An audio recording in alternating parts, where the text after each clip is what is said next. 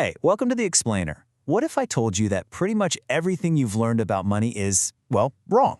Seriously, what if the reason you feel like you're always struggling isn't your fault at all, but because you're playing a game where the rules are designed to make you lose? Let's get into it. You know that feeling, right? You're at the checkout, staring at your cart, and you get this little pang of anxiety, wondering if adding that extra guacamole is going to be the thing that breaks the bank this month. Or maybe it's that sudden panic when an unexpected bill shows up. That feeling, it's not just you. It's a symptom of a way bigger problem. And this is the part that's just mind-blowing. You're not actually failing at money. No, the system is succeeding at its job. And you gotta understand, its job isn't to make you rich, it's to turn you into a really, really good consumer for the rest of your life. So let's pull back the curtain on this whole money myth, right? Most of us are completely stuck in what you could call a consumption trap. We've been taught to look wealthy, with the nice car or the cool apartment, instead of, actually building wealth. And here's what that trap looks like. You work your butt off, you get that paycheck, and poof, it's immediately gone. It gets eaten up by rent, car payments, all the stuff that makes up your lifestyle. By the end of the month, you're right back at zero. So what do? You work harder, maybe you get a raise, and you just end up spending more.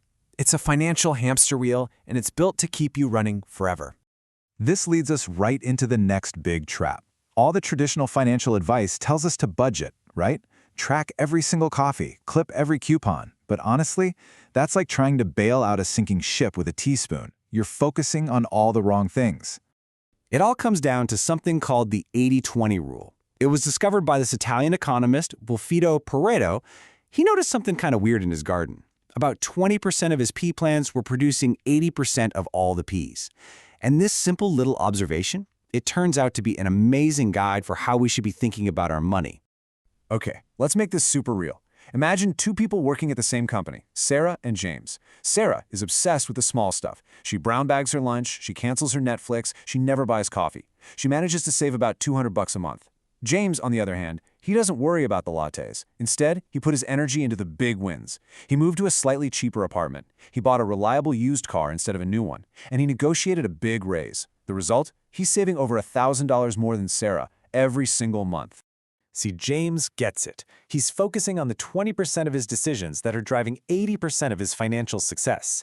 And these are what we call the big three: housing, transportation, and of course, your income. You need to stop agonizing over a $5 coffee when your $1,000 rent and $500 car payment are silently draining your entire future. But here's where it gets really serious. This trap, it isn't just about the money you're losing. The real damage is invisible. It's the constant low-level financial stress that just takes over your brain and literally makes it harder for you to think clearly. This is terrifying. Okay, researchers at Princeton actually found that living with financial scarcity, that constant worry, drops your effective IQ by 13 points.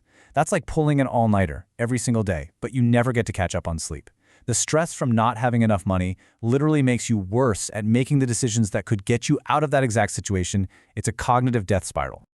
And here's the kicker. Making more money doesn't automatically fix it. Just look at this data.